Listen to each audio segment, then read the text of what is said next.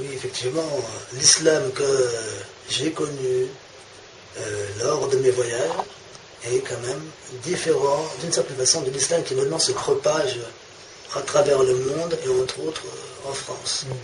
Car l'islam que j'ai appris et que j'ai connu est l'islam de l'exemple du prophète, l'islam de la sunna, et qui est donc de suivre le prophète sallallahu à travers les savants et les saints qui sont ses héritiers. Parce que lorsque l'on voit par exemple que, en fin de compte, les véritables héritiers du prophète, ce sont les saints.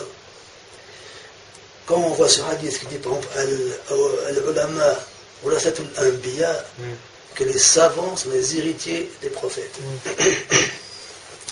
Il faut comprendre le savant dans le sens du saint, qui est celui qui connaît, de façon bien sûr relative, qui connaît Allah. Car si on voulait dire par là le savant dans la loi, la jurisprudence, qui est la sharia, donc un orientaliste, un non-musulman qui étudie l'islam, qui comprend l'islam, serait donc un héritier du prophète.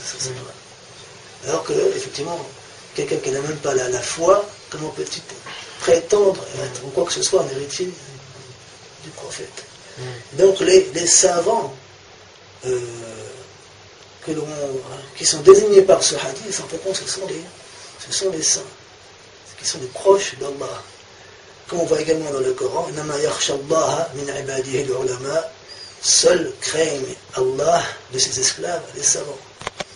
Et si la science était emmagasiner des informations, ce n'est pas cela qui va faire qu'une personne va avoir plus de crainte ou plus de prémunition pour Allah qu'un autre. Mais la crainte, la prémunition qui est lorsque la foi s'installe dans le cœur et inspire l'amour d'Allah et la crainte d'Allah, c'est cela qui est la véritable science. C'est-à-dire que maintenant, hélas, avec ces courants qui viennent d'Arabie Saoudite par exemple, qui sont hélas de plus en plus fréquents, et qui sont en fin de compte des courants comme le disait mon Cheikh Mansour Barou, qui disait que l'islam n'a pas connu de plus grand problème depuis qu'il existe. Le plus grand problème qu'il a connu depuis qu'il existe est la Wahhabiyya, donc ces courants qui viennent de Saoudia, parce que ces courants, en fin de compte, pourrissent l'islam de l'intérieur. Alors que la Wahhabiyya, c'est donc un mouvement avec une interprétation rigide et littérale des textes. C'est également un mouvement que je ne connais pas très bien, parce que je ne l'ai pas étudié. Mais quand je vois donc les répercussions de ce courant à travers ses adeptes, je pense effectivement que c'est un courant donc, qui appelle effectivement une interprétation rigide et réfléchie des textes. Parce que les textes sacrés, qui sont donc le Coran et la Sunna, ceux qui sont à même de les comprendre et de les interpréter, ce sont justement les gens dont nous avons parlé, qui sont les savants et les saints, les véritables savants, qui sont les saints, qui sont les gens pieux, qui sont les gens rois, qui sont les imams, qui sont les salaf salih.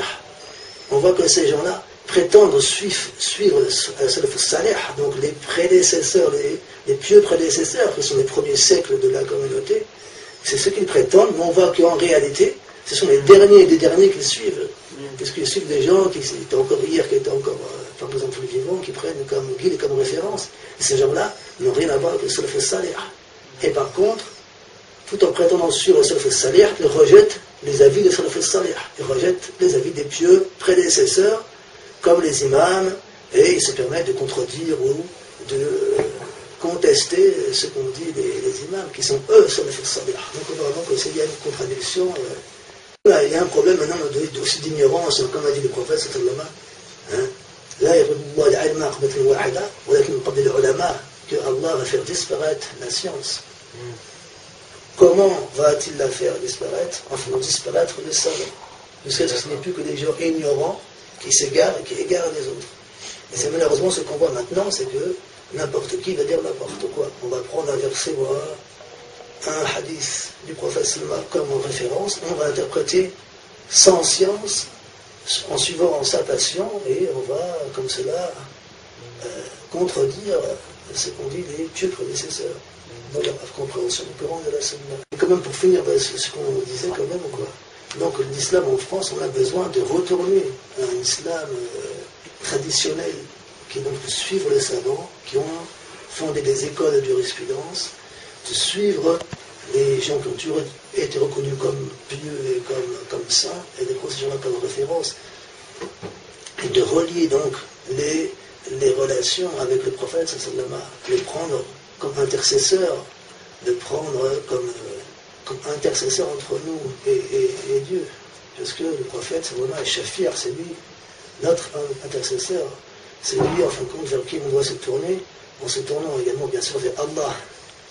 Mais le fait de également vouloir s'éloigner du prophète, c'est-à-dire que le prophète n'est qu'un homme comme tant d'autres, qui a simplement reçu une révélation, que cela ne le rende pas, ne lui donne pas un statut particulier dans la communauté, ça c'est une grosse erreur qui fait que les gens s'éloignent du prophète, ne le considèrent pas dans sa véritable dimension et s'éloignent de lui.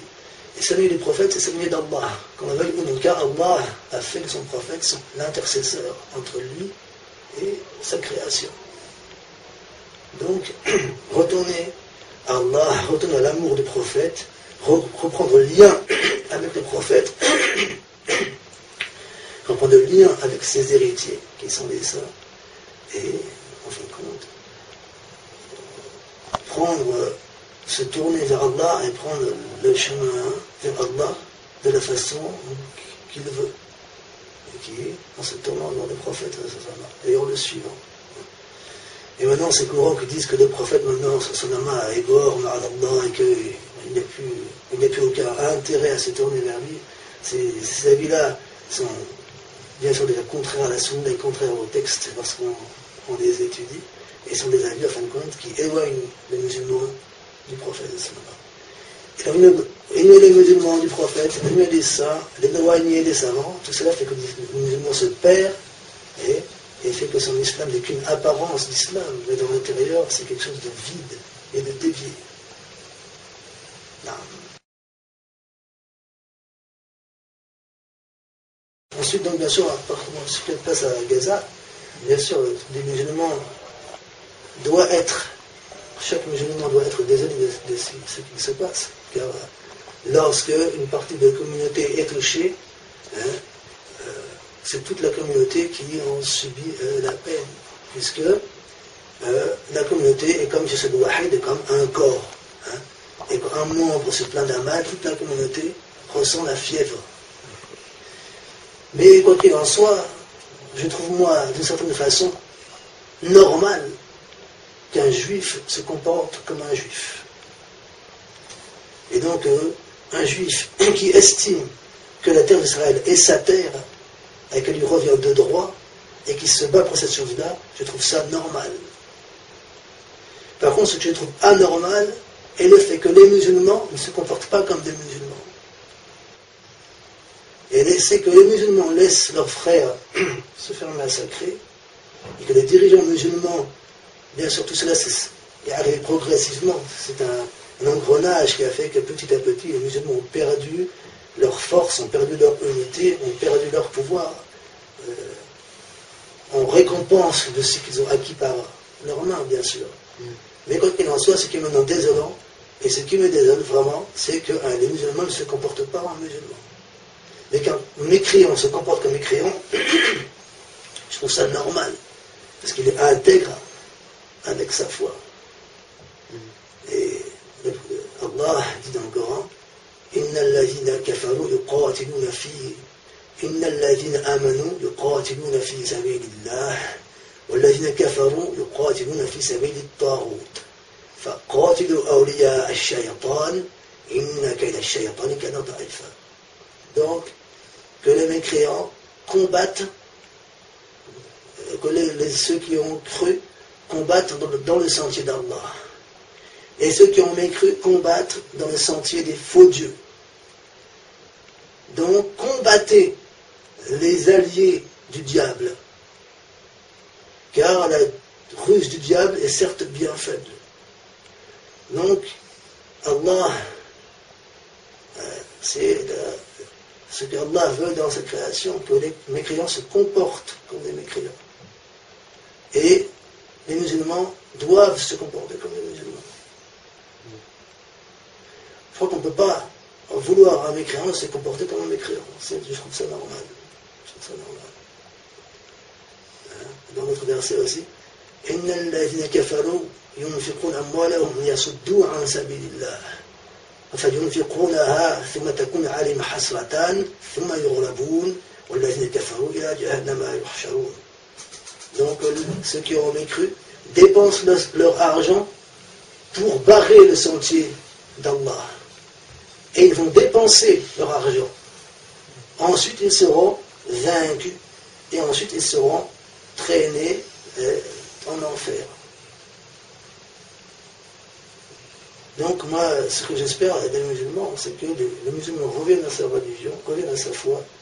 Et donc, revenir à sa foi, c'est revenir à l'application de l'islam.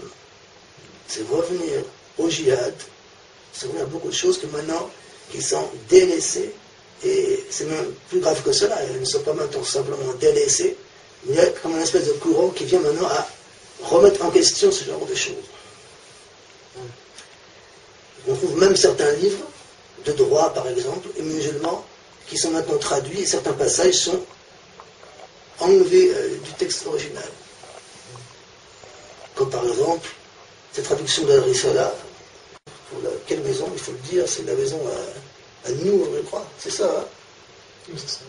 La maison d'édition à Nour. Qui carrément, le passage de la guerre sainte a été supprimé du livre, du texte arabe et de la traduction. Tout ce qui était rapport avec l'esclavage était également retiré. Ce qui était en rapport avec l'excision a été retiré. En fin de compte, on voit que même les musulmans maintenant eux-mêmes falsifient leur livre de référence, se comportent comme traîtres envers Allah et son prophète. Donc vraiment, revenir à Allah, revenir au Coran, à la Sunna, revenir à tous les ordres d'Allah, et Inch'Allah, lorsqu'on fera cela, les ennemis des Palestiniens trouveront pour eux des ennemis dignes de les combattre et de les battre. Et cela, Inch'Allah, va arriver, mais dans son temps voulu, avec les gens qui seront choisis pour cela. Avec l'arrivée du Mahdi, avec l'arrivée donc du successeur du prophétique qui viendra donc vers la fin des temps et qui sera là pour rétablir la vérité et les bons droits sur terre. Donc effectivement, la disparition de la science et que maintenant les faux savants s'égarent et égarent les autres. Maintenant, par exemple, en ce qui concerne les prêts à intérêt, on voit que en islam, le riba, quoi. Le